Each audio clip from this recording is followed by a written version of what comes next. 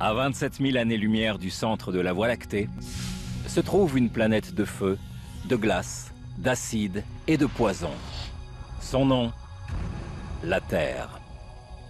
Notre monde abrite une grande variété d'environnements hostiles. Pourtant, contre toute attente, la vie réussit à émerger partout, même dans les conditions les plus extrêmes. Dans des glaces gelées depuis des millions d'années, dans des grottes sans air ni lumière, et même dans l'eau bouillonnante des sources chaudes de Yellowstone. Autrefois, lorsque j'étais étudiant, je suis venu voir le Grand Prismatic Spring du parc national, et j'étais abasourdi par la profusion de couleurs. Plus tard, lorsque j'ai appris que chacune de ces couleurs provenait de différents organismes thermophiles, j'étais absolument stupéfait. Les créatures qui s'épanouissent ici nous ont amenés à penser que peut-être dans les confins de notre système solaire, d'autres organismes aussi tenaces réussissent à vivre. Je m'appelle Gentry Lee. Je suis ingénieur en chef pour les missions d'exploration du système solaire au Jet Propulsion Laboratory. Et mon travail consiste à essayer de répondre à une question qui obsède l'humanité. Y a-t-il une vie extraterrestre ?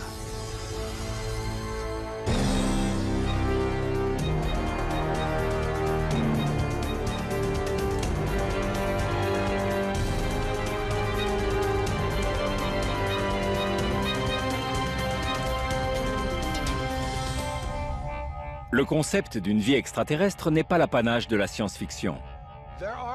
Certains scientifiques pensent qu'il est possible que notre planète soit la seule dans le vaste univers où la vie ait pu émerger et se développer. Ce n'est pas mon cas. Je suis absolument certain que la vie existe ailleurs. Mais pour la trouver dans l'immensité de l'espace, il nous faut un point de départ. Nous suivons un principe fondamental.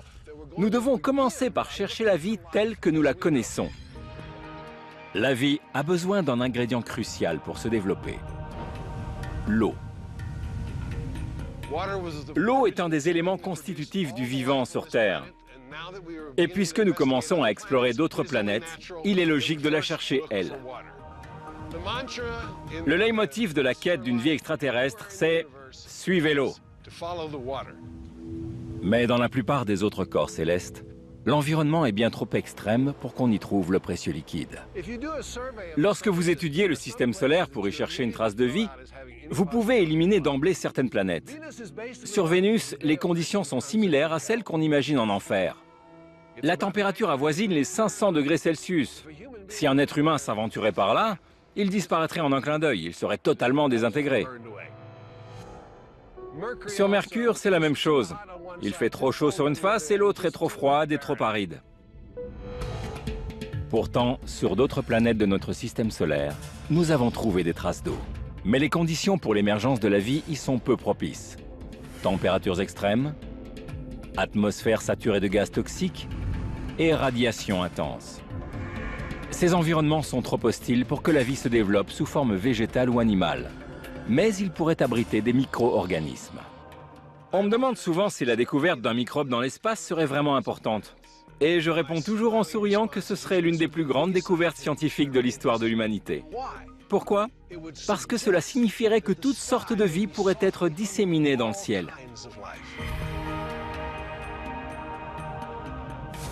Un petit groupe de scientifiques a imaginé une méthode peu orthodoxe pour découvrir si nous sommes seuls dans l'univers.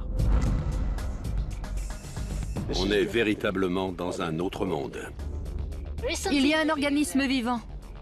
Parce que sur notre planète aussi, on trouve des environnements très hostiles. Dans des endroits comme celui-là, on se croirait dans un autre monde. Étudier la vie ici peut nous servir de base pour explorer d'autres planètes. Dans le désert aride de la vallée de la mort en Californie, l'exobiologiste Chris McKay a découvert un portail vers une autre planète. Quand je longe le lit d'une rivière asséchée comme celle-ci, je peux facilement imaginer que je suis en train de marcher sur Mars. Mars a longtemps été au centre des recherches visant à découvrir d'autres formes de vie dans notre système solaire. En 2008, la sonde spatiale Phoenix, lancée par la NASA, a trouvé de l'eau gelée dans l'hémisphère nord de la planète rouge. Cette découverte incroyable a confirmé que Mars était l'endroit idéal pour la quête de biologie extraterrestre. Mais à ce jour, on n'y a toujours pas trouvé la moindre goutte d'eau sous forme liquide. Et sur Terre, comment la vie a-t-elle pu émerger dans des environnements aussi arides et déserts? Dans la vallée de la mort, Chris a trouvé un indice qui pourrait le mettre sur la piste de la vie sur Mars. C'est un environnement mortel. On y trouve les mêmes conditions extrêmes que sur Mars, à savoir le manque d'eau liquide.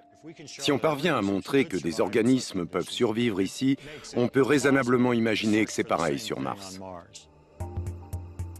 En creusant le sol, on découvre un monde entièrement différent. Vous voyez cette couche verte? Ce sont des algues qui poussent sous le dépôt de sel. On est en plein désert, dans la vallée de la mort.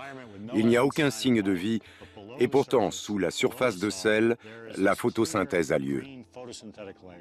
Le dépôt de sel fait office de serre, qui protège ces organismes. Il laisse filtrer la lumière et, plus important encore, il conserve l'humidité. Le sous-sol est donc bien plus humide que ce qu'on pourrait imaginer dans un désert aussi aride. C'est un bel exemple de ce qu'on espère trouver sur Mars, dans une étendue salée. Il est donc possible que l'eau et peut-être même la vie soit tapis sous la surface martienne. Sur Mars, un dépôt salin comme celui-ci, qui laisse filtrer la lumière, pourrait fournir la chaleur et l'humidité nécessaires à l'éclosion de la vie, même si l'environnement extérieur ne s'y prête pas. Donc, en principe, un écosystème similaire pourrait se développer là-bas. Bien sûr, on n'y trouverait pas exactement les mêmes créatures, mais cela démontre que la vie peut apparaître et évoluer. Des preuves nouvelles viennent étayer cette hypothèse. Des deltas asséchés aux minéraux révélateurs, la géologie de la planète rouge nous apprend une chose avec certitude. Autrefois, Mars était sauvage, humide, chaude, extraordinaire, et la vie a pu s'y développer. Puis, tout a changé. Il y a 3,5 milliards d'années, cet environnement fertile s'est peu à peu transformé en paysage post-apocalyptique. Au fil du temps, la pression atmosphérique a considérablement diminué. Et l'eau s'est évaporée, laissant ainsi la planète sans protection face aux radiations destructrices du Soleil. Sans eau et avec une atmosphère aussi ténue, il est possible que certains micro-organismes, quels qu'ils soient, aient réussi à survivre sur Mars. Mais comment ce phénomène est-il possible après un tel cataclysme? Pour le savoir, des scientifiques cherchent des environnements similaires à celui que l'on trouvait sur Mars durant son premier âge, le Noachien. Ils en ont trouvé un dans la cordillère des Andes, au Chili. À cette altitude, la faible pression atmosphérique engendre une perte d'eau considérable. En conséquence, le rayonnement ultraviolet y est beaucoup plus intense, ce qui détruit les micro-organismes. Si la vie a éclos sur Mars, elle a dû être exposée à ce type de radiation. En étudiant comment la faune et la flore se sont adaptées dans les Andes, nous pourrions savoir si le processus a été le même sur Mars après le cataclysme. La vie sur Mars a-t-elle eu suffisamment de temps pour passer d'un environnement autrefois humide et protégé à un autre, beaucoup plus sec et très exposé aux rayons ultraviolets? Nathalie Cabral est exobiologiste. Elle travaille pour la NASA et l'Institut SETI. Les lacs au sommet de cette montagne sont en cours d'assèchement. Nathalie veut savoir si un organisme peut survivre à un tel changement et, le cas échéant, comment. Mais son équipe a elle aussi des problèmes d'eau. Le radiateur du camion est percé. C'est toujours comme ça. Ces camions sont déglingués. Ils sont vieux.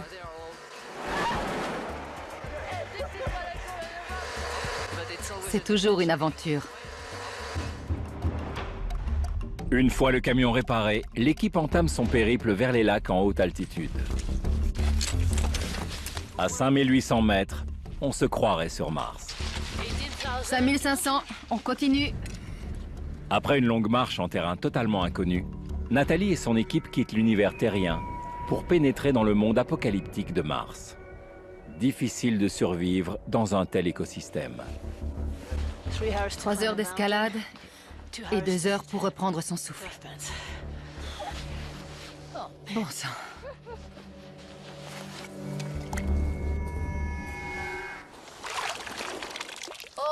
Incroyable! Il y a un organisme. C'est vivant. Nathalie pense que la couleur surprenante de ce lac est due à une forme de vie inconnue. Tout ça, ce sont des algues. Et il y a autre chose. C'est génial. Regarde, regarde tout ça. Tu vois le vert? C'est sans doute une algue. Oui. Et le blanc? Je ne sais pas. C'est une forme de vie minuscule. Elle apporte son échantillon au laboratoire de l'université de la ville côtière la plus proche, Antofagasta. On ne sait pas encore de quel type d'organisme il s'agit. Mais c'est vivant. Il a 2 sortes de pigments. Un à la surface, l'autre à l'intérieur. Les images grossies au microscope révèlent le secret de cette couleur rouge brillante. C'est incroyable. Savoir que c'est vivant. Oui. Selon Nathalie Cabral, ces créatures extrémophiles ont fabriqué un pigment rouge pour se protéger des radiations nocives du soleil. Cette évolution leur a permis de survivre dans un environnement à l'agonie. Elle pense que c'est ainsi que la vie a pu se perpétuer après l'apocalypse martienne, il y a 3,5 milliards d'années. Ici, on voit pratiquement la phase de transition se mettre en place. La vie a peut-être évolué d'une façon que nous ne comprenons pas encore. C'est un environnement mortel. Si on parvient à montrer que des organismes peuvent survivre ici, on peut raisonnablement imaginer que c'est pareil sur Mars. Sur Terre, les scientifiques ont trouvé des organismes dans des endroits similaires à la planète rouge. Mais sur Mars elle-même, toujours rien. La NASA a lancé plusieurs missions spatiales d'exploration et de survol. Mais l'objectif ultime a toujours été d'y découvrir la vie. En 2004, l'Agence spatiale américaine a envoyé 2 robots pour étudier la géologie de la planète. Ils y ont fait une découverte incroyable. Les 2 rovers ont trouvé de l'hématite, un minerai qui se forme par l'action érosive de l'eau. C'était le signal clair que tout le monde attendait. Il y a eu de l'eau sur le sol martien. Reste maintenant à savoir si une vie biologique a pu s'y développer. Si oui, il en subsiste peut-être des traces. Un scientifique croit qu'il existe un registre de fossiles sur Mars, tout comme il en existe un sur Terre. Si je mourais maintenant, mon squelette resterait sur le sol. Mais quel squelette peut laisser un micro-organisme? Savoir cela nous permettrait de comprendre la chronique de fossiles sur des planètes comme Mars. Kevin Hand, exobiologiste à la NASA, se trouve en Afrique équatoriale. Dans la réserve naturelle du lac Bogoria au Kenya, il a trouvé la même géologie que sur Mars durant le Noachien, avec des sources géothermiques qui ont pu engendrer la vie. Imaginez que les sources chaudes se tarissent et que toute l'eau disparaisse. Comment pourriez-vous savoir qu'autrefois le lac Bogoria était une zone où la vie biologique était intense et passionnante? Il vous faudrait examiner les roches. Ici, ce sont les organismes qui ont modelé les reliefs bizarres que l'on peut observer autour des sources chaudes. C'est donc le métabolisme des micro-organismes qui façonne inlassablement ces amas rocheux. Ces roches sédimentaires sont le registre de fossiles du lac Bogoria. En continuant notre exploration de Mars, nous espérons trouver un jour des roches semblables à celle-ci. Mais pour étayer cette théorie, les scientifiques doivent approfondir leurs recherches. Ici, la biologie nous mène vers la géologie. Toute la question est de savoir si l'étude des roches martiennes nous permettra de déceler une éventuelle forme de vie. Seule une analyse chimique permettra de l'établir. Voici ce que tous les exobiologistes rêvent de trouver sur une autre planète, la vie. À l'aide d'un spectromètre, Kevin Hand recherche les similitudes chimiques entre le tapis microbien et les rochers. On a un bon spectre, ce qui nous permet d'étudier la composition chimique et les caractéristiques de ces deux éléments. J'espère être en mesure de trouver un lien entre le profil géologique et la biologie. Si nous parvenons à trouver des substances chimiques dans les roches martiennes, nous aurons alors la preuve irréfutable qu'il y a eu de la vie sur la planète rouge. Pourra-t-on voir un jour des structures identiques à celles-ci sur Mars et imaginer qu'auparavant, elles abritaient des sources chaudes grouillantes de vie? C'est l'un des défis à relever en exobiologie. Nous avons beaucoup de mal à trouver des traces de vie sur Mars parce que la surface est très oxydante, presque comme l'eau de Javel. Nous devons trouver une zone où les substances datant du premier âge ont été préservées et protégées. Ces substances pourraient être emprisonnées dans la roche. Pour le savoir, la NASA a envoyé un nouveau rover sur Mars. La nouvelle mission d'exploration s'appelle le Laboratoire scientifique de Mars. C'est notre plus ambitieux projet. Nous allons déposer un robot de la taille d'une voiture, Curiosity. Cet engin révolutionnaire est équipé d'instruments scientifiques qui vont analyser les échantillons de sol et de roches pour déterminer si les conditions nécessaires à la vie ont un jour été réunies. Les indices géologiques laissent à penser que la surface rocheuse est prometteuse. Mais il faut peut-être chercher ailleurs. Le seul problème avec le laboratoire scientifique de Mars, c'est qu'il ne peut pas sonder le sol en profondeur. Et à mon avis, notre meilleure chance de trouver des traces de vie sur Mars, c'est dans le sous-sol. En 2007, la sonde spatiale Mars Odyssey, placée en orbite autour de la planète rouge, a transmis des images haute résolution, révélant la présence de cratères immenses. Les géologues pensent qu'il s'agit peut-être de cavernes creusées par des tunnels de lave lors d'éruptions volcaniques. D'après une microbiologiste, non seulement la vie a éclos dans le sous-sol martien, mais elle a aussi été préservée. Je suis persuadée qu'on trouvera de la vie sur Mars. On n'a tout simplement pas encore cherché au bon endroit. Diana Northrop, de l'Université du Nouveau-Mexique, a découvert quelque chose dans une des grottes de Carlsbad. Cet indice pourrait expliquer la survie dans les profondeurs martiennes. Les conditions atmosphériques se dégradant en surface, les organismes ont été obligés de battre en retraite dans le sous-sol, dans des cavernes comme celle-ci. Mes collègues masculins n'ont pas très envie de s'engager dans un petit passage comme celui-ci, qu'on appelle le castrateur. Ces passages glissants contiennent suffisamment d'eau pour favoriser l'activité microbienne. Mais pour se développer, la vie n'a pas seulement besoin d'eau. Elle a besoin d'une source d'énergie pour métaboliser et se reproduire. En surface, c'est le soleil qui est à l'œuvre. Mais dans ces cavernes obscures, il n'y a pas de lumière au bout du tunnel. Si vous vivez dans une grotte, oubliez la lumière du soleil. Vous avez besoin d'une autre source d'énergie. À première vue, rien ne semble vivant. Mais en réalité, ça grouille de bactéries. Elles ont la capacité d'utiliser l'énergie contenue dans la roche. C'est pour ça qu'on les appelle les mangeuses de roches. Ici, on a beaucoup d'oxyde de fer rouge. Et comme on sait qu'il y en a aussi sur Mars, on recherche des micro-organismes qui pourraient s'en servir comme source d'énergie. Privées de la lumière du soleil, ces créatures ont puisé l'élément nécessaire dans la roche. Cette même roche que l'on trouve sur Mars. Je voudrais capturer l'un de ces petits microbes.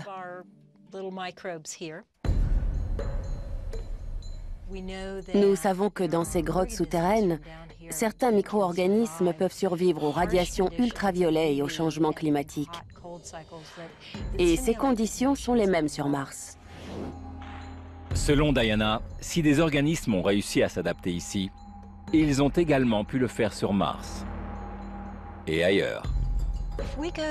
Si on trouve de la vie sur Mars, cela signifie qu'on pourrait aussi en trouver sur beaucoup d'autres planètes.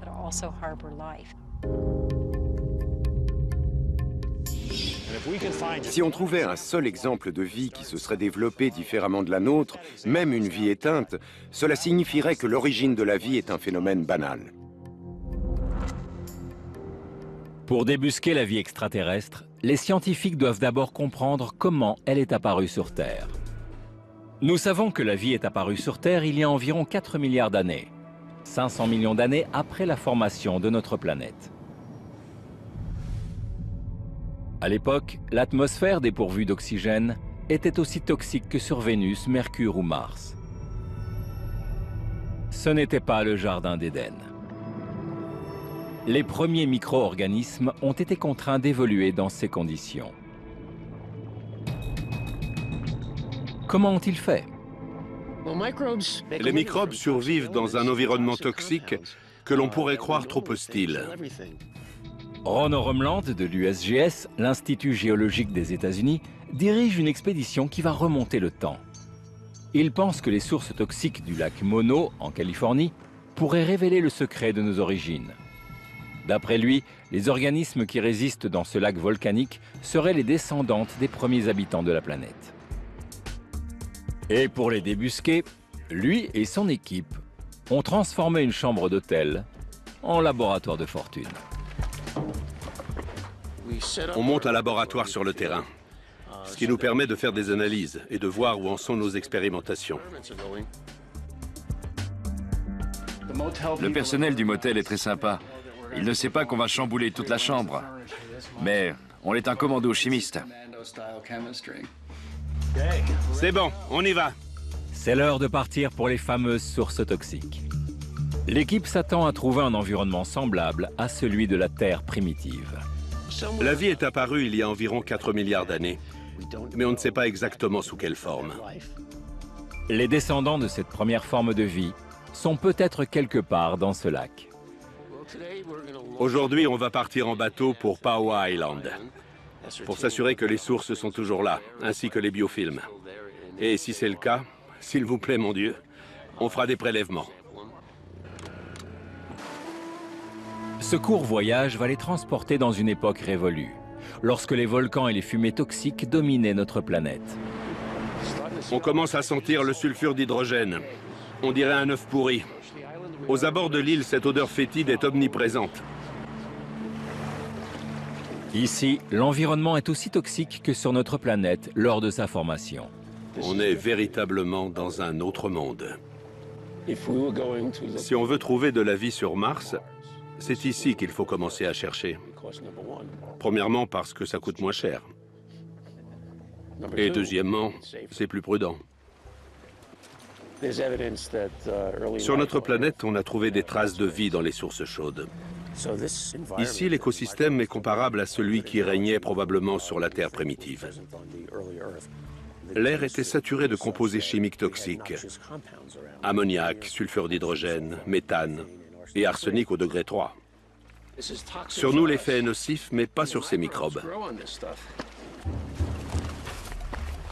L'équipe découvre une source bouillante qui semble avoir été épargnée par le temps. Prends-en une, on va la racler pour voir si on trouve quelque chose. C'est un mélange de cyanobactéries et de soufre élémentaire. Oui, c'est visqueux. Bon, on emporte tout ça. Cette source nous offre un aperçu de ce qu'était notre Terre primitive. Il y a 2,7 milliards d'années, les micro-organismes ont évolué pour faire de la photosynthèse qui a formé l'oxygène que nous respirons aujourd'hui. Mais il y a 4 milliards d'années, il n'y avait pas d'oxygène lorsque les premières formes de vie sont apparues. À l'instar de leurs ancêtres, les organismes du lac Mono ont évolué dans des conditions peu hospitalières. C'est une autre sorte de photosynthèse qui précède la photosynthèse oxygénique. Ils respirent de l'arsenic. Nous avons l'oxygène, eux, ils ont l'arsenic au degré 5. Vous avez bien entendu. Ces organismes respirent de l'arsenic, le célèbre poison. De retour dans leur laboratoire, Ron et son équipe commencent leurs analyses. C'est ce qu'on appelle le massage de roche.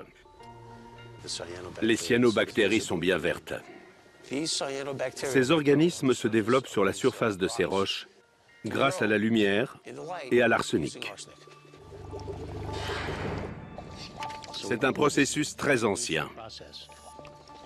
Et ça nous laisse entrevoir d'autres possibilités d'utilisation de l'arsenic. Quelle surprise! Qui aurait cru que l'arsenic avait été l'un des éléments clés d'un cycle biogéochimique? Nous savons que ces organismes survivent dans des conditions extrêmes et nous découvrons à quel point elles étaient rudes. On peut observer d'autres planètes et se dire « le champ est restreint, mais les conditions pour abriter la vie sont remplies ». Ce serait fabuleux de trouver ne serait-ce qu'une bactérie visqueuse sur une autre planète. Pour moi, ce serait la découverte du siècle. Si la vie a éclos dans l'atmosphère toxique de la Terre primitive, on peut raisonnablement imaginer qu'elle a peut-être émergé ailleurs dans l'univers. Mais comment en être sûr si nous n'allons pas y jeter un coup d'œil? Dans notre quête de formes de vie extraterrestres, peu de vaisseaux spatiaux se sont aventurés au-delà de Mars. En 2004, la sonde Cassini est entrée dans l'orbite de Saturne. Sa mission, explorer la planète, ses fameux anneaux et ses 62 lunes. Le système de Saturne ressemble beaucoup à un système solaire miniature. La vie est impossible sur cette géante gazeuse. Mais qu'en est-il de ces lunes? Certaines ont la taille de petites planètes. Au fil de son exploration, la sonde Cassini a révélé que Titan était incroyablement similaire à la Terre. Titan est la plus grosse lune de Saturne et la seule de notre système solaire avec une atmosphère épaisse. En fait, elle est assez proche de l'atmosphère terrestre, sauf qu'elle est beaucoup plus froide. Son atmosphère glacée est si dense qu'il est impossible d'observer sa surface. La vie aurait-elle pu trouver refuge sur Titan? En janvier 2005, Cassini déploie son petit module d'exploration Huygens. Ce robot enregistre des images incroyables d'un autre monde et révèle la présence d'eau gelée. La température sur Titan avoisine les moins 180 degrés. Dans ces conditions, la glace est aussi dure que les roches qui nous entourent. Il y a donc de l'eau en abondance sur Titan, mais elle est totalement gelée. Le problème, quand on envisage la vie sur Titan, c'est qu'on le fait d'un point de vue terrien. Nous sommes très chauvinistes, surtout en matière thermique. Donc, nous ne pouvons pas imaginer qu'il peut y avoir de la vie sur Titan. Pourtant, Chris McKay pense avoir trouvé une piste en Islande. L'Islande est une terre de glace et de feu. Peut-être que sur Titan, on trouve ce même contraste, la glace et le feu. Il y a peut-être certains endroits là-bas avec de l'eau liquide à la surface. Mais à moins 180 degrés, comment ces blocs de glace ont-ils pu se transformer en éléments liquides indispensables à la vie? Chris pense que même dans un monde hostile, certaines zones d'habitabilité peuvent être préservées. Sur Terre, cet endroit en est la preuve. Nous sommes en Islande, c'est-à-dire très au nord. On s'attend donc à trouver des étendues glacées, de la neige. Mais ici, on se trouve à côté d'un bassin d'eau chaude. C'est l'activité géothermique, juste sous nos pieds, qui chauffe l'eau et qui lui permet de remonter à la surface. L'Islande étant située entre les plaques tectoniques eurasiennes et nord-américaines, l'activité volcanique y est très importante. Sans cela, cette île de l'Atlantique Nord serait déserte et gelée. Ce qui est surprenant, c'est que ce petit bassin fournit un habitat. Il y a donc des zones habitables dans un environnement qui ne l'est pas. Sur Titan, l'activité volcanique a pu engendrer des petites zones habitables similaires. Si Chris voit juste, si l'on trouve de l'eau liquide sur Titan, cela signifierait que toutes les conditions sont réunies pour l'émergence de la vie. Si un jour on trouve de la vie, ça nous en dira davantage sur les différentes formes qu'elle peut prendre, en dehors de celles que l'on connaît. Et nous saurons si nous sommes seuls dans l'univers. Titan n'est pas l'endroit idéal pour une forme de vie comme la nôtre, mais on pourrait y trouver les premières étapes de son évolution. Catherine Niche est planétologue à l'Université d'Arizona. Elle pense que sur Titan, les éléments nécessaires au développement de la vie sont littéralement tombés du ciel.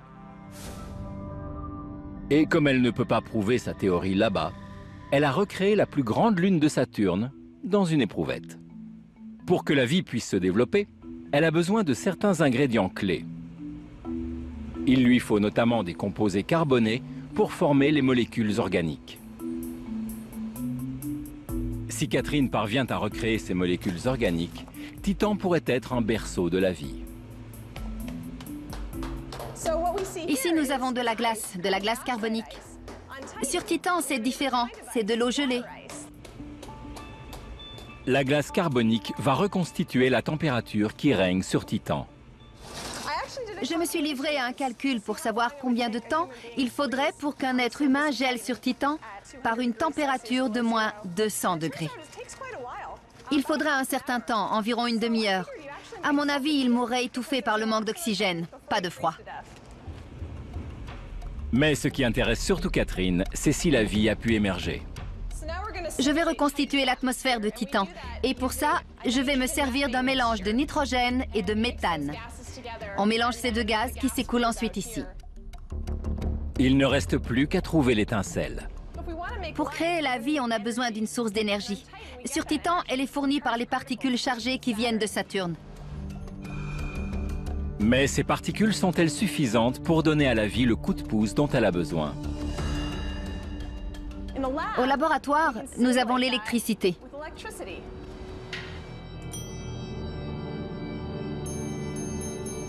Au bout de 5 jours seulement, quelque chose d'incroyable se produit. Un étrange dépôt noir se forme dans l'éprouvette. J'adore ces expériences. J'ai l'impression d'être un savant fou. Catherine analyse la substance. Cette machine va nous dire si les ingrédients de la vie sont réunis. Nous avons les résultats de l'analyse et voici le graphique des molécules organiques que nous avons créées. Ça nous donne la composition chimique de chaque molécule. Le dépôt est composé de molécules organiques, précurseurs de la vie. Bien sûr, ces molécules elles-mêmes ne sont pas vivantes, mais c'est un bon début. Nous pouvons obtenir des molécules biologiques qui constituent les premières étapes de la vie sur Titan en mettant les molécules organiques au contact de l'eau dans un environnement provisoire liquide. Si l'expérience de Catherine s'avère concluante, il est alors possible que les mêmes molécules organiques se soient formées dans l'atmosphère pour retomber ensuite sur la surface de Titan. Imaginez une petite mare sur Titan qui contiendrait tous les ingrédients de la vie. On aurait alors un environnement habitable dans un monde froid et gelé. Même sur cette lune glacée, la vie pourrait donc trouver les composés organiques et l'eau dont elle a besoin pour éclore, effectuant ainsi la transition entre chimie et biologie. Dans cet environnement où toutes les conditions sont réunies pour que naissent différentes formes de vie, quelque chose a dû se produire. Un spécialiste pense même que la vie sur Titan pourrait défier les lois de la biologie. C'est la seule lune à posséder une atmosphère et elle est très dense. Elle est très similaire à celle de la Terre. Pourtant, à la place de l'oxygène, l'atmosphère de Titan contient un gaz toxique, le méthane. Ce composé chimique pourrait-il remplacer l'oxygène dans le processus de création de la vie? On sait que la vie peut se développer même dans une atmosphère riche en méthane, car cela s'est déjà produit dans notre système solaire. Ici même sur Terre, il y a des milliards d'années, avant que les bactéries nous fournissent de l'oxygène, l'air était saturé de méthane. Ron Oremland est de retour au lac Mono. Cette fois, il cherche des micro-organismes bien particuliers. Je cherche des organismes qui peuvent se développer avec du méthane et sans oxygène. Ça nous permettrait d'envisager que la vie est possible sur Titan. S'il parvient à trouver un tel organisme aux abords du lac Mono, ce sera un élément de plus dans la quête de vie sur la lune de Saturne. Le scientifique ne se contente pas de suivre l'eau. Il suit également le méthane. Si vous regardez attentivement, vous verrez des petites poches de bulles dues à des suintements de gaz. Vous voyez? Dans ce bassin volcanique, Ron a trouvé des bulles de méthane. Mais pour déceler la présence d'éventuels organismes, il va devoir analyser le dépôt visqueux autour des émanations de gaz. Et une promenade le long d'une rivière dont la température s'élève à plus de 65 degrés, ce n'est pas forcément une partie de plaisir. Les sédiments sont chauds parce que nous sommes dans une zone géothermique. L'équipe, elle, a l'air de bien s'amuser. On a surnommé cet endroit la crique Speedo, en l'honneur de notre chef intrépide, le professeur Oremland. On va se cotiser pour lui acheter un maillot de bain convenable. Oremland prélève un échantillon qui révélera ou non la présence d'organismes extrémophiles. Cette vase chaude contient sans doute des micro-organismes qui étaient déjà présents il y a 3,5 milliards ou 4 milliards d'années. Et ils absorbent le méthane qui sort par ces orifices. Le méthane est un gaz naturel, c'est un combustible. Si vous entrez dans une pièce où le méthane est mélangé à l'air et que vous allumez une cigarette, vous explosez. Existe-t-il des formes de vie qui respirent ce gaz toxique?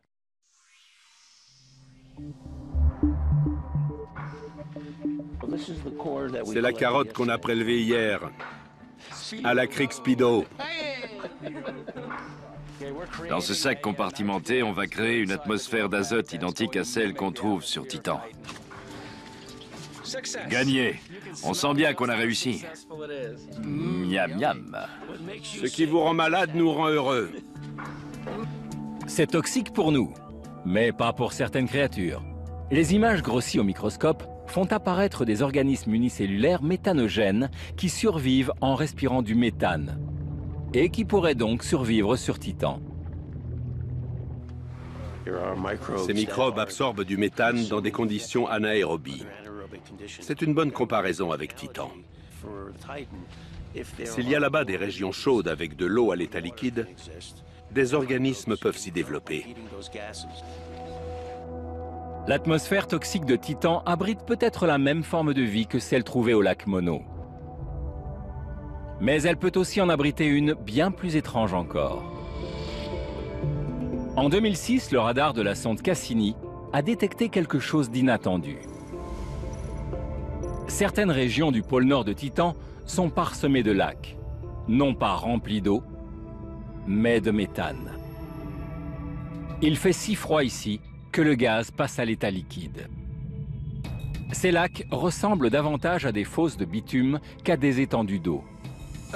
Imaginez un habitant de Titan qui a envie de boire un verre et qui ingurgite du méthane liquide. Ça vous semble grotesque?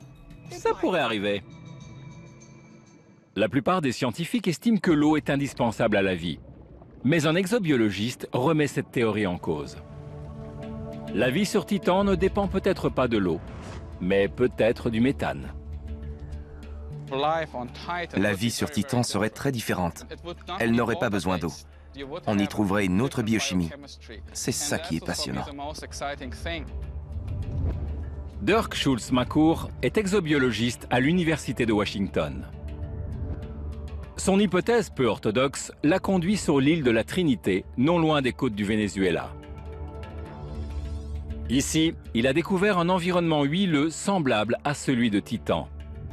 Le Pitch Lake est un réservoir naturel, non pas d'eau, mais de bitume liquide, le même qui recouvre nos routes. Comme le méthane, l'asphalte est un combustible fossile. C'est un mélange d'hydrocarbures, des composés organiques contenant uniquement du carbone et de l'hydrogène. On sait que l'huile et l'eau ne se mélangent pas. Toute la question est de savoir si des micro-organismes peuvent survivre dans l'asphalte, avec peu, voire pas d'eau du tout. Si la vie peut émerger ici, au Pitch Lake, elle pourrait le faire aussi sur Titan.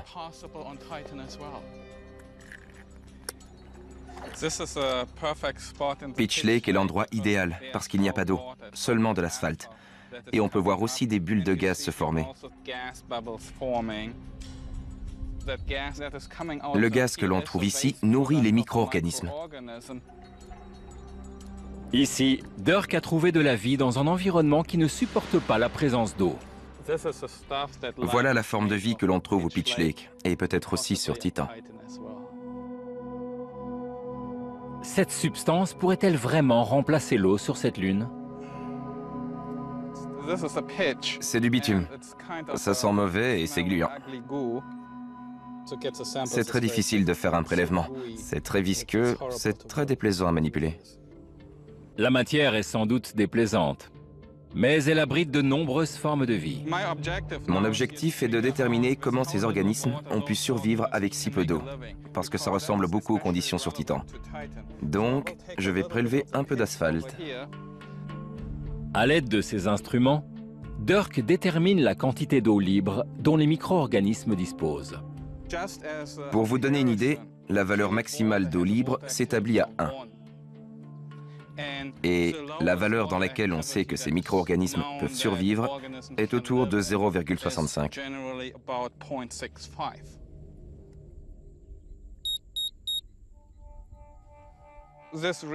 Ce que nous montre cet appareil de mesure est très intéressant, parce qu'il nous donne une valeur de 0,5. Cela signifie que la vie peut jaillir même dans une quantité d'eau infime. Les micro-organismes qui se développent dans ce bitume doivent avoir un mécanisme d'adaptation particulier pour survivre avec si peu d'eau. Cette capacité de survie étonnante prouve que même dans un environnement dépourvu d'eau et riche en hydrocarbures, des organismes peuvent se développer. Selon Dirk, les immenses lacs de méthane sur Titan pourraient fournir un habitat surprenant dans lequel s'épanouiraient des formes de vie étranges. Si nous trouvons de la vie sur Titan, ce ne sera certainement pas sous la forme que nous connaissons. S'il y a eu de la vie là-bas, elle a sans doute engendré un phénomène d'échange chimique tellement différent que nous pourrions ne pas la déceler. Ce serait certainement extraordinaire, et sans doute bien au-delà de ce qu'on peut imaginer. Pour l'instant, nous n'avons aucune preuve de vie ailleurs que sur Terre.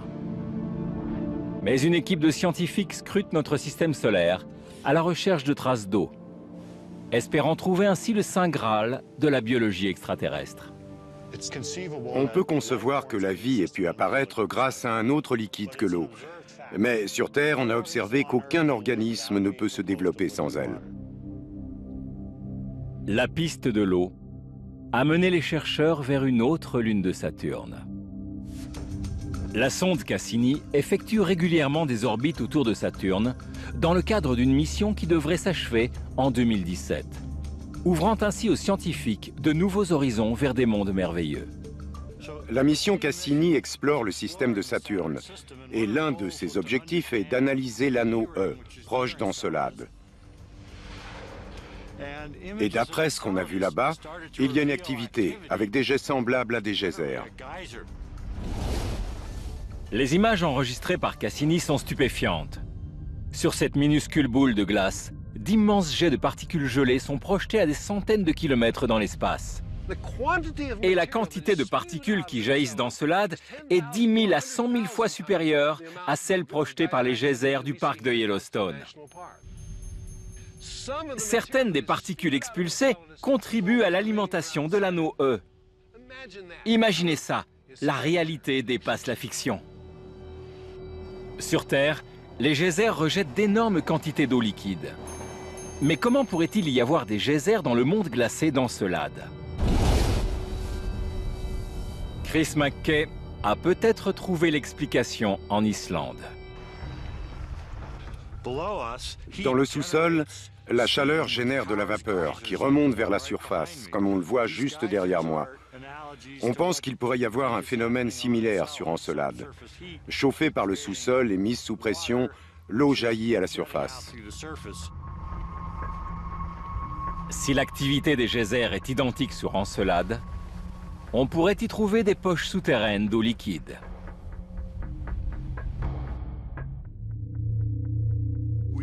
Nous ne savons pas avec certitude si les jets d'Encelade sont constitués d'eau liquide, mais c'est une éventualité. Et pour moi, en tant qu'exobiologiste, c'est la plus intéressante. Il nous faudra des données supplémentaires pour savoir s'il y a de la vie, ou une possibilité de vie sur Encelade. Enthousiasmés par cette découverte, les ingénieurs de la NASA programment Cassini pour qu'elle se rapproche du satellite et examine attentivement sa surface. L'un des plus grands mystères de l'exobiologie C'est ce qui engendre ces éruptions. Les éléments qu'on a besoin de voir sont si petits qu'on ne les a encore jamais décelés dans cette région d'Encelade. Paul Elphinstone de l'université Cornell est l'ingénieur en imagerie de la mission. Il a conçu la trajectoire risquée de Cassini qui nous a permis de découvrir la surface d'Encelade. Encelade se déplace si rapidement que la sonde ne peut pas la suivre pour distinguer les contours de sa surface. On a donc fait en sorte que Cassini prenne de l'avance sur Encelade pour que le satellite puisse ensuite la rattraper puis la dépasser. Ça devrait permettre à la caméra d'observer la zone qui nous intéresse. Pour viser le satellite, Paul doit parfaitement positionner la sonde juste à l'extérieur de l'orbite d'Encelade. C'est une manœuvre qu'on n'avait encore jamais effectuée. On pousse cette sonde jusqu'à ses limites. Si la stratégie de Paul fonctionne, Cassini pourra enregistrer des images de la série de longues fractures connues sous le nom de rayures de tigre. Les rayures de tigre sont des grandes fractures, probablement d'origine volcanique. Mais pour en être sûr, il faut voir les images. Étant donné le temps que j'ai passé à concevoir cette manœuvre qui peut parfaitement échouer, je suis assez tendu. Paul et son équipe attendent de recevoir les données.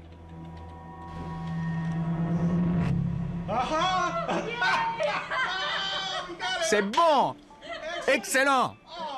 Oh la vache! Là, dans cette ombre, on distingue nettement une fracture. Dans le mille, Paul. Oui, on dirait bien. C'est bien une rayure de tigre. C'est magnifique. Vous ne savez pas combien d'heures de sommeil ça m'a coûté. Là, on a une rayure de tigre. Et tout autour, il y a beaucoup de rochers et de pierres. Il y a de grandes chances que ce soit des débris rejetés par les jets de glace. Ces images haute résolution fournies par la caméra ISS fournissent la preuve qu'il y a une activité cryovolcanique sur Encelade. C'est phénoménal. Ça signifie qu'il y a toujours de l'activité. Et Cassini a transmis d'autres données tout aussi incroyables. Les spectromètres de la sonde ont détecté quelque chose d'inhabituel. Nous avons mesuré très soigneusement la température à la surface d'Encelade.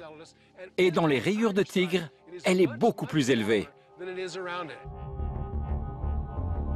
C'est donc la preuve irréfutable qu'il existe une source de chaleur sur cette lune de Saturne, peut-être même suffisante pour faire fondre la glace souterraine et créer des océans liquides.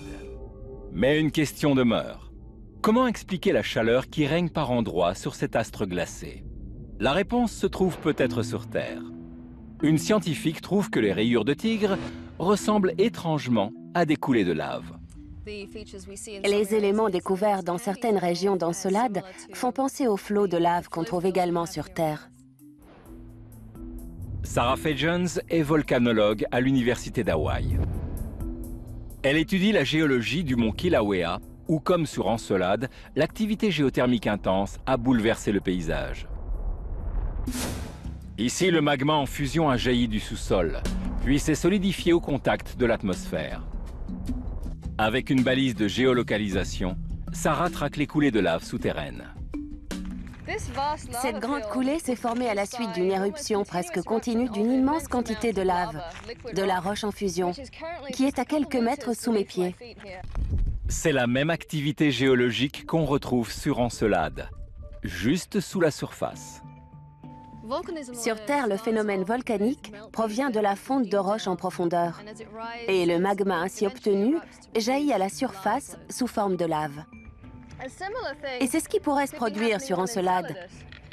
Mais à la place de la lave et de la roche, ce serait de l'eau et de la glace. Avec une source d'énergie et de l'eau liquide, la vie a une chance. Ça ferait d'Encelade l'un des rares corps célestes de notre système solaire abritant de l'eau liquide. L'un des éléments constitutifs du vivant. Ce qui nous amène à l'une des grandes questions. S'il y a une source d'énergie et de l'eau, y a-t-il une forme de vie? Sur Terre, c'est souvent le cas. Ces créatures s'accrochent désespérément à leur niche écologique. Il est possible que les mêmes éléments soient à l'œuvre sur Encelade. Il y a donc de fortes probabilités que la vie puisse s'implanter sur Encelade. Mais il y a une autre lune glacée qui orbite autour de la géante gazeuse Jupiter. C'est la plus grosse planète de notre système solaire. Sa distance par rapport au Soleil est 5 fois supérieure à la nôtre. Jupiter est un enfer glacé, avec une atmosphère saturée de gaz et dépourvue d'eau. Mais elle a beaucoup de satellites naturels, et certains abritent un environnement similaire à celui que l'on trouve parfois sur Terre. Sur Io, la lune la plus proche de Jupiter, on a découvert des centaines de volcans en activité. Io est un endroit incroyable, avec des volcans en éruption. Mais il n'y a pas d'eau, et personne ne pourrait prétendre que les composés chimiques trouvés là-bas peuvent être source de vie. Vous pourriez me dire, c'est parce que votre esprit n'est pas assez ouvert. Mais imaginer un organisme vivant dans un volcan en éruption est difficile. Heureusement, Io n'est pas la seule lune de Jupiter. Europe est la 4e plus grosse lune du mastodonte gazeux. Et elle orbite juste derrière Io.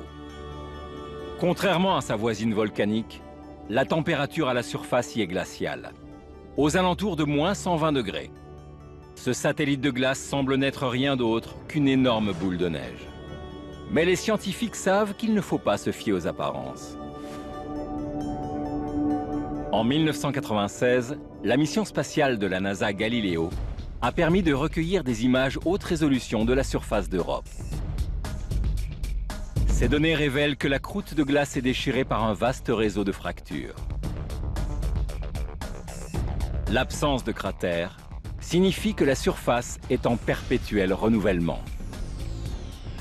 Les travaux de Galilée, qui a découvert Europe avec une lunette de grossissement, nous ont appris qu'elle était relativement similaire à l'océan Arctique en hiver.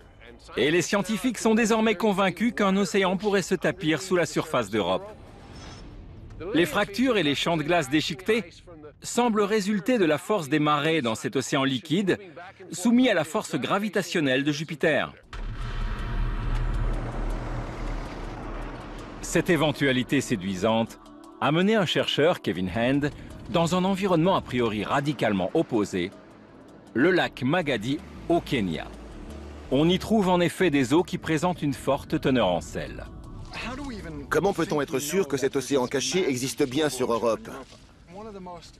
L'un des meilleurs moyens de découvrir si la surface de cette lune dissimule un vaste océan,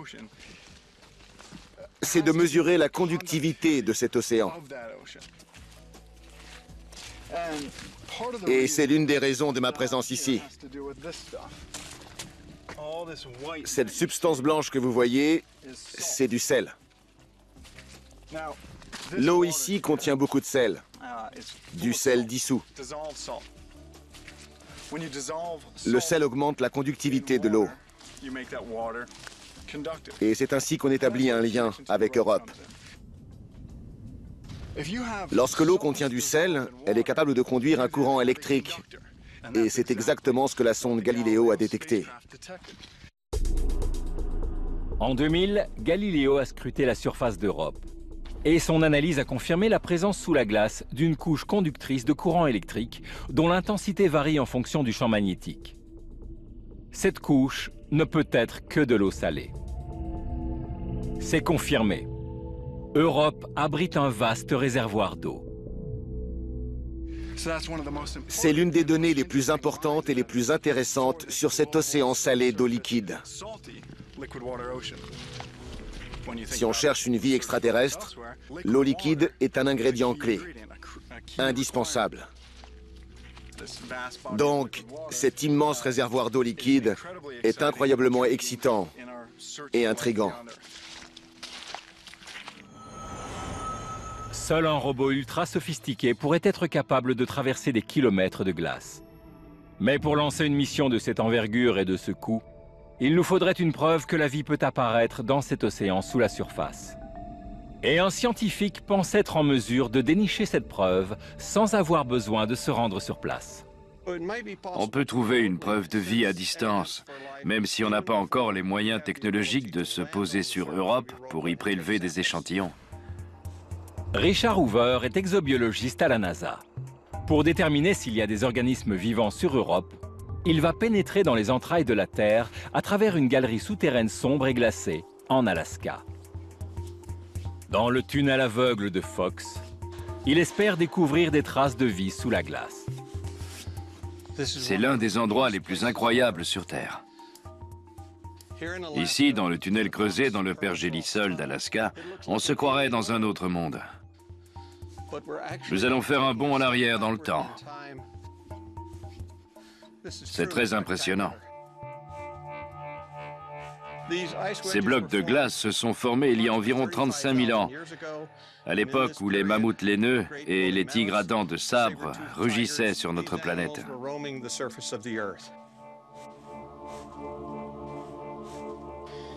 C'est une vraie machine à remonter le temps. Dans les glaces d'Europe, on pourrait trouver des conditions similaires à celles que nous avons ici. Dans la pénombre de la galerie, Richard peut vraiment voir ce qui pousse sous la glace. Sa lampe à ultraviolet éclaire les organismes qui colonisent la banquise en vaste communauté.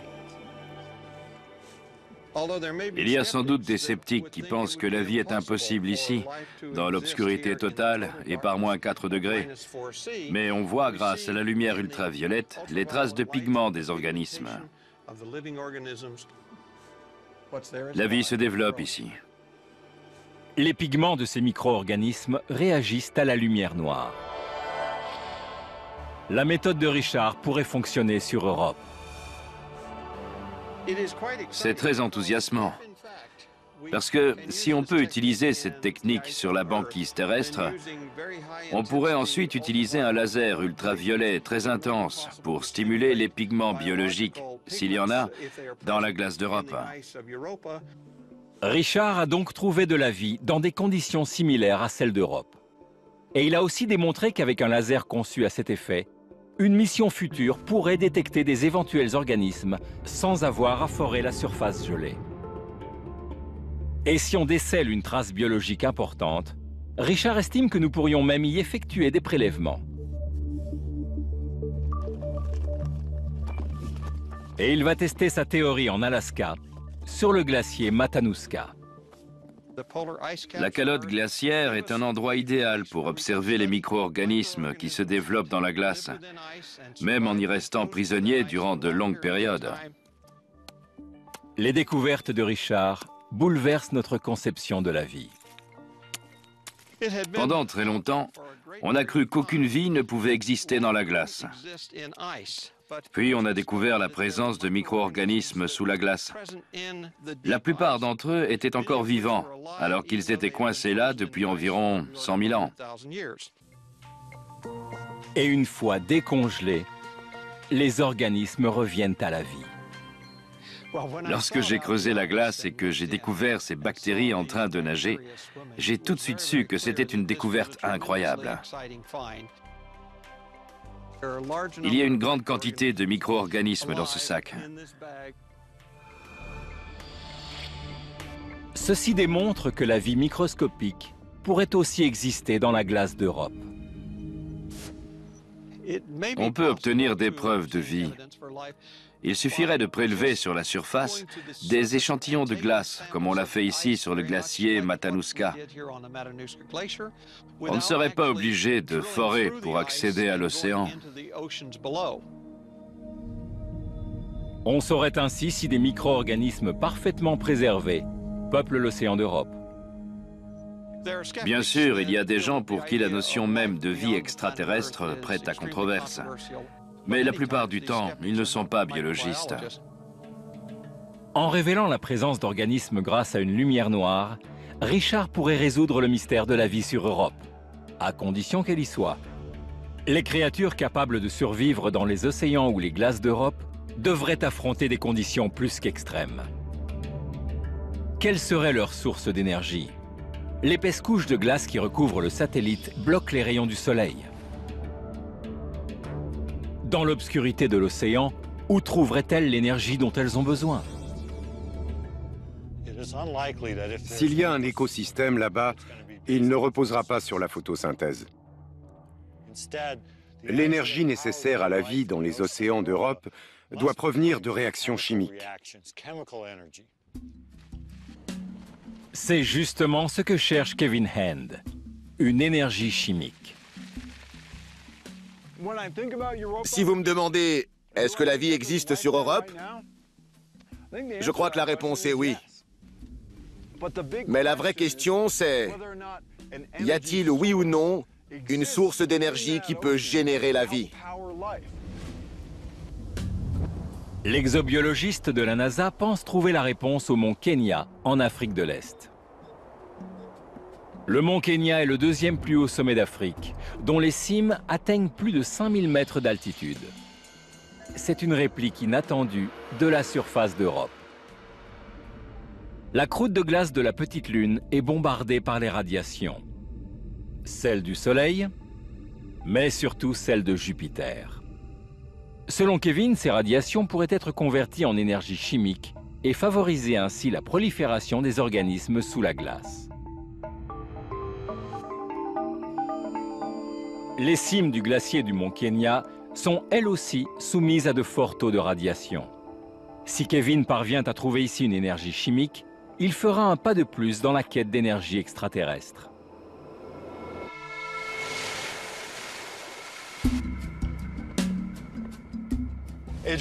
Adrian et moi allons au pied du mont Kenya. Et de là, on va escalader jusqu'au glacier en haute altitude, près du sommet de la montagne. On va étudier la chimie de ces glaciers en essayant d'établir des parallèles avec ce qu'on a observé à la surface d'Europe.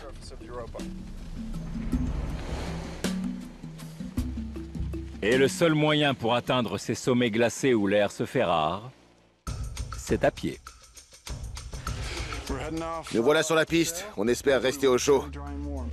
Tiens, prends ça. Kevin et son équipe vont avoir besoin de toute leur énergie. En 3 jours, ils vont devoir parcourir 3000 mètres de dénivelé sur un terrain accidenté de 40 km. Les babouins nous accueillent. On est venu ici pour évaluer la possibilité d'une vie extraterrestre, ce qui nous amène à explorer l'un des écosystèmes les plus divers de notre planète. C'est incroyable. Dans n'importe quel environnement, la vie a besoin de ressources. De toutes les ressources disponibles. Mes coéquipiers sont très utiles dans la boue. Et si les ninjas attaquent, je suis prêt.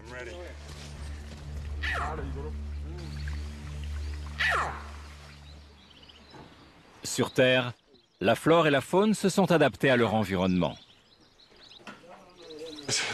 Les plantes absorbent du dioxyde de carbone et, grâce à la photosynthèse, rejettent du dioxygène.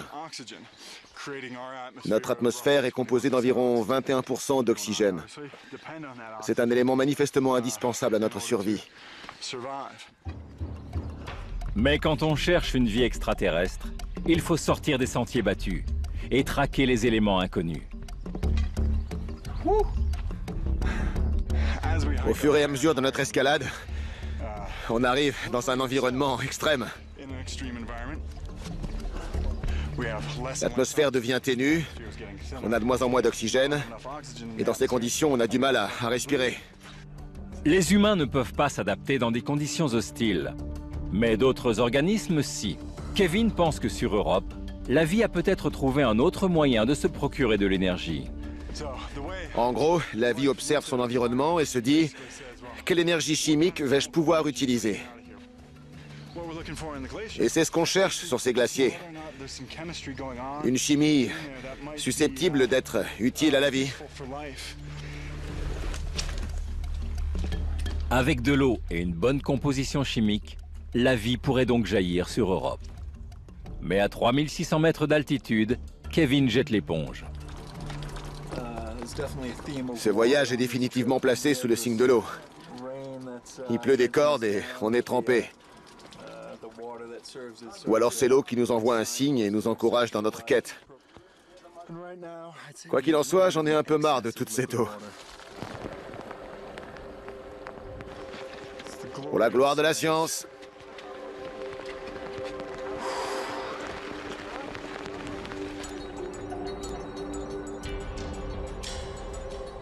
L'équipe poursuit son ascension. Venez! Allez, on y va!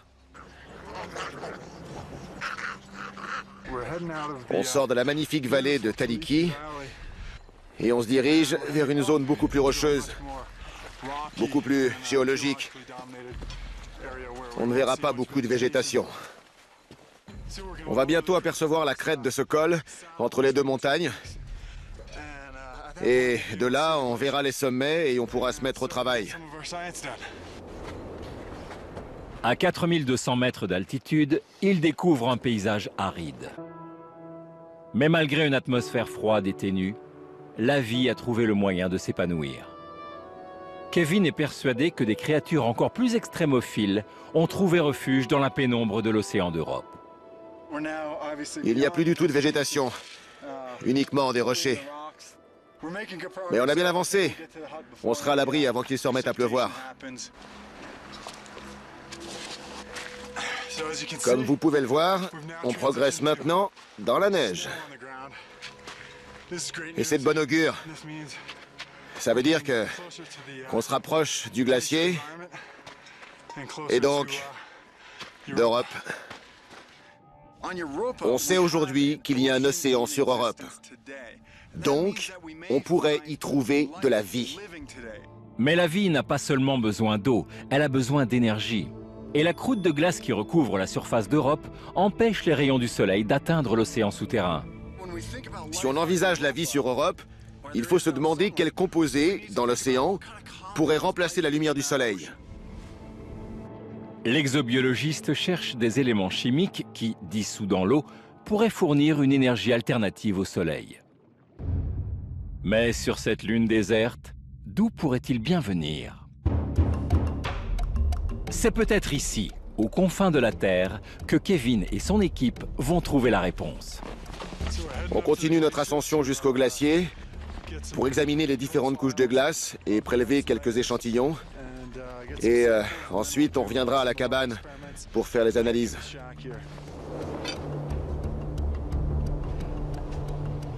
Kevin espère trouver ces éléments chimiques à l'état naturel.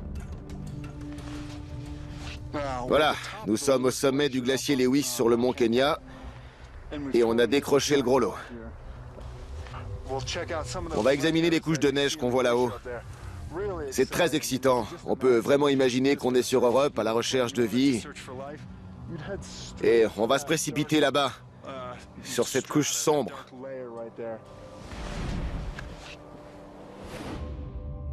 La surface d'Europe est soumise aux intenses radiations de Jupiter. Ce bombardement intensif pourrait générer une énergie chimique à la surface de la glace. Une énergie qui irait ensuite se propager dans l'océan souterrain. Le mont Kenya subit lui aussi le rayonnement ultraviolet. On est très haut et au niveau de l'équateur, donc le rayonnement ultraviolet est très intense. Avec ce petit capteur plan, je vais essayer de mesurer la quantité d'énergie libérée par les radiations du soleil. Le rayonnement pourrait être suffisamment intense pour briser les molécules de glace et produire une énergie chimique. Ce qui m'intéresse, c'est de savoir comment le rayonnement ultraviolet du soleil peut transformer l'eau qui forme la neige et la glace en quelque chose comme du peroxyde d'hydrogène. Et en quoi est-ce intéressant? Pourquoi le peroxyde d'hydrogène est-il vital sur Terre et éventuellement sur Europe? Parce que sur Terre, la vie puise son énergie dans du peroxyde d'hydrogène dissous dans l'eau. En fait, c'est un peu ce qui se produit avec une pile. Si le rayonnement ultraviolet peut transformer la glace du mont Kenya en peroxyde d'hydrogène, on pourrait alors conclure, les mêmes causes ayant les mêmes conséquences, qu'il en est de même sur Europe. Dans une pile, l'énergie d'une réaction chimique est transformée en énergie électrique. Le peroxyde d'hydrogène pourrait donc provoquer le même phénomène sur Europe. On est au cœur du noyau, au-delà de la couche de surface. Les éléments chimiques sur Europe pourraient bien être les mêmes que ceux que je recherche ici. J'ai des carottes. Kevin et son équipe retournent à la cabane pour savoir si ces carottes de glace renferment du peroxyde d'hydrogène. Ça, c'est un échantillon de la 4e strate. Il y a du peroxyde d'hydrogène dans la glace. Ça signifie que le rayonnement ultraviolet engendre une réaction chimique avec la surface neigeuse du mont Kenya. Donc, on peut trouver du peroxyde d'hydrogène aussi bien sur une vieille planète comme la Terre que sur un astre plus récent, comme Europe. C'est très important pour déterminer les conditions d'habitabilité de son océan. Des analyses plus poussées montrent même des pics d'abondance. C'est la preuve que l'océan glacé d'Europe pourrait contenir une source d'énergie. Donc on a de l'eau et une source d'énergie. Et là où il y a de l'eau et de l'énergie, il y a de l'espoir. Que signifierait la découverte de la vie sur Europe? Ça nous donnerait la certitude qu'il existe un autre berceau du monde vivant, indépendant de celui de la Terre. Si la vie est apparue sur Terre dans des endroits apparemment inhospitaliers, elle peut aussi surgir dans des mondes inconnus. L'univers est si vaste et si beau, ce serait vraiment dommage d'être les seuls à en profiter. Si cette théorie est avérée dans notre système solaire, alors la vie pourrait être disséminée partout dans l'univers. Quand on regarde le ciel la nuit, on voit des centaines de millions d'étoiles. Il y a forcément d'autres planètes, d'autres univers, d'autres formes de vie. Et ça, on ne pourra le savoir qu'en cherchant. Et sur certains astres de notre système planétaire, la vie pourrait être au bord de l'extinction. Autrefois, Mars était peut-être un endroit humide et chaud, idéal pour que la vie s'y développe. Et il est tout à fait possible que les éléments nécessaires à la vie soient présents sous la surface d'Europe, dans l'atmosphère toxique de Titan, et même dans les magnifiques jets de glace projetés depuis les rayures de tigre d'Encelade. Pourtant, les sondes qui ont exploré ces mondes extraterrestres nous ont convaincus que cette hypothèse ne pouvait être vérifiée dans notre système solaire. Mais qu'en est-il des autres?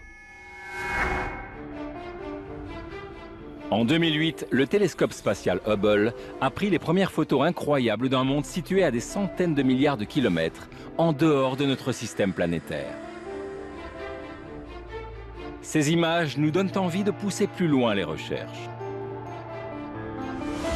Certaines de ces planètes pourraient abriter la vie sous une forme complexe, voire intelligente. Si on trouve une planète avec d'autres formes de vie plus complexes, ça nous donnera une nouvelle direction dans nos recherches et notre compréhension d'une vie extraterrestre. Et pour augmenter nos chances de trouver la vie dans d'autres systèmes solaires, commençons par chercher des planètes similaires à la nôtre. Qu'est-ce qui rend notre planète si hospitalière? Comment se fait-il que la Terre présente une telle biodiversité? Cet endroit est incroyable.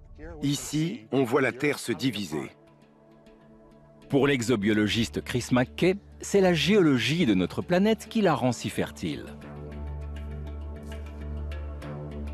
Il espère résoudre le mystère de la vie au-delà de notre système solaire grâce aux paysages escarpés de l'Islande, l'île située entre deux plaques tectoniques. Ici, la plaque nord-américaine s'étend à l'ouest et la plaque eurasienne à l'est. On est juste au milieu, à l'endroit où elles se divisent. C'est ici que l'histoire a commencé. Imaginez cette scène il y a quelques millions d'années. La Terre déchirée en deux. Durant des millions d'années, à cause de la tectonique des plaques, l'Islande a été le théâtre de tremblements de terre dévastateurs et d'éruptions volcaniques intenses. Les plaques tectoniques dérivent et se heurtent, forçant la croûte terrestre à plonger dans les profondeurs, puis à remonter sous forme de lave. Cette lave jaillit ensuite dans des éruptions volcaniques, ce qui permet le renouvellement constant de la surface de la Terre. On se croirait dans un paysage paisible de rochers et d'arbres, mais en fait l'activité géologique est très intense. Presque sous nos pieds, des roches en fusion sont en mouvement. Elles refaçonnent continuellement la surface de la Terre. Elles sont en quelque sorte le cœur de la Terre. Et toute cette activité, la formation de nouvelles roches volcaniques, est le mécanisme de recyclage de notre planète. Le recyclage est nécessaire, à l'échelle humaine comme à l'échelle planétaire. Grâce à la tectonique des plaques, les éléments chimiques indispensables à la vie sont ainsi recyclés. Cette mousse ne nous ressemble pas, et pourtant nous sommes composés des mêmes molécules. Cette forme de vie, comme toutes celles qu'on trouve sur Terre, est faite de matière organique et de carbone. Si on n'avait pas ce système de recyclage, il y aurait des énormes tas de matière organique qui s'amasseraient, et très vite, on serait à court de carbone. Donc on a besoin d'un processus qui jette ce qui est vieux pour en faire du neuf. Sur Terre, c'est la tectonique des plaques qui s'en charge. Sans ces plaques tectoniques, la Terre serait un monde glacé, mort, comme Mars. Mais comment ce phénomène est-il possible?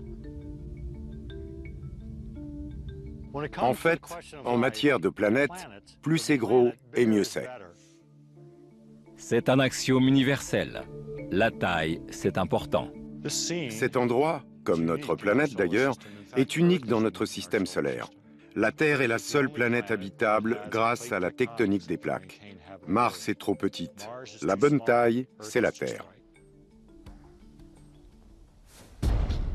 La Terre est donc une gigantesque cocotte minute. Seules les planètes aussi grandes que la nôtre disposent d'une chaleur interne suffisante pour se recycler elles-mêmes et créer la vie. Mais si une planète est trop grosse, sa force gravitationnelle est si intense qu'elle empêche les plaques de bouger. Elle empêche la tectonique des plaques. C'est donc sa taille qui rend notre planète si particulière. Heureusement, la galaxie est immense. Il y a des milliards d'étoiles. Elle contient aussi beaucoup de planètes qui nous prêtent assistance et d'autres encore à découvrir. Et nous aimerions bien savoir s'il y a d'autres mondes comme le nôtre. Dimitar Sasselov dirige le Harvard Origins of Life Initiative depuis l'observatoire astronomique Whipple en Arizona. Ici, sur le mont Hopkins, des télescopes recherchent des planètes de la taille de la Terre. Et ils viennent juste d'en détecter une, à 408 années-lumière de chez nous. C'est toujours excitant de découvrir une nouvelle planète. Ce que vous voyez sur ce graphique ici, c'est en quelque sorte son empreinte. Et l'un des principaux moyens pour détecter un corps céleste, c'est ce qu'on appelle la méthode de transit. Lorsqu'une planète orbite autour de son étoile, elle en masque la lumière à chaque révolution. Et le télescope peut ainsi la repérer grâce à d'infimes variations de lumière. Les 3 premières heures, et il n'y a pas de variation de lumière. Et tout à coup, ça diminue. Voilà le moment où la planète est passée devant son étoile. Ce graphique nous donne la position d'une planète. Et la baisse du niveau de lumière nous renseigne également sur la taille de cette planète. Celle-ci est aussi grosse que Jupiter. Mais selon Gil Esquerdo, l'opérateur du télescope, elle n'est pas habitable. C'est autour de cette étoile qu'on a découvert la nuit dernière une planète de la taille de Jupiter. D'après ce qu'on sait, Jupiter est d'une taille relativement banale dans l'univers, mais on ne peut pas y vivre. C'est une énorme boule de gaz. En matière de détection de planètes, la volonté seule ne suffit pas. Il faut en avoir les moyens. La raison pour laquelle même le plus gros de nos télescopes ne peut pas détecter les planètes comme la Terre au moment où elle passe devant son étoile, c'est l'atmosphère. Les gaz présents dans l'atmosphère terrestre distordent la lumière des étoiles lointaines, empêchant ainsi les télescopes de discerner un objet aussi petit que la Terre. Nous sommes persuadés que des planètes similaires à la Terre attendent d'être découvertes. Mais comme nous n'avons aucun moyen de les voir, nous devons nous contenter d'imaginer à quoi pourraient ressembler ces mondes étranges et inconnus. Pourtant, un nouvel instrument de mesure est en train de bouleverser les règles du jeu en éliminant l'atmosphère du circuit. L'objectif principal du télescope Kepler consiste à détecter des corps célestes orbitant autour d'étoiles.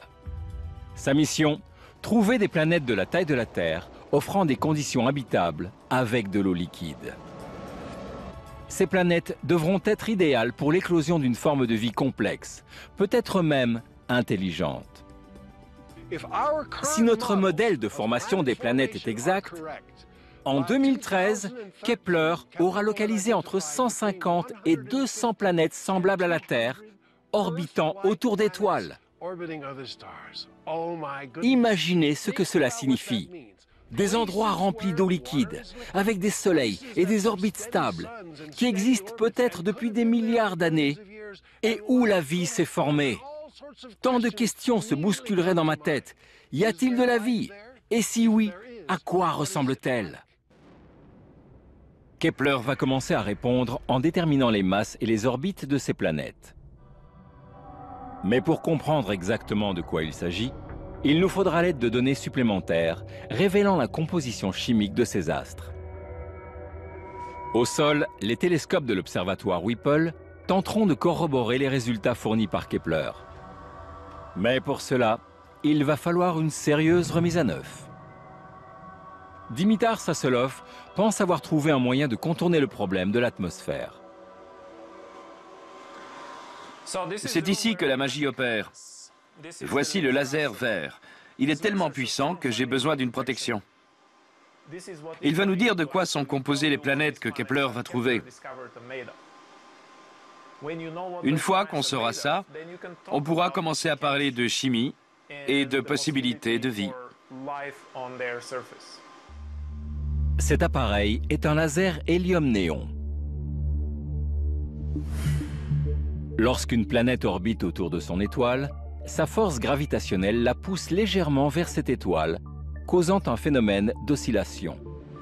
Jusque-là, aucun télescope terrestre ne pouvait mesurer un tel phénomène. C'est une boîte à merveilles. Ce laser est 100 fois plus précis que tous les instruments qu'on a pu avoir ici. Il nous permet de détecter l'infime mouvement d'une planète comme la Terre quand elle est attirée vers son étoile, à des distances entre 100 et 500 années-lumière. Mais la Terre parvient à se dégager très doucement, à une vitesse d'environ 9 cm par seconde. Ça correspond au mouvement que je fais au-dessus de cette boîte. S'ils trouvent des planètes de la taille de la nôtre, avec la même force gravitationnelle qui les pousse vers leur étoile, le télescope Kepler nous ouvrira une fenêtre gigantesque sur des mondes inconnus. Avec ces informations, on pourra déterminer s'ils sont faits de roches et d'eau, s'ils sont arides ou s'il y a des océans. Tous ces éléments sont importants pour faire naître la vie. Mais il nous faudrait ce fameux chaînon manquant, celui qu'on voudrait si désespérément avoir, pas seulement pour découvrir une autre planète, mais surtout pour l'étudier.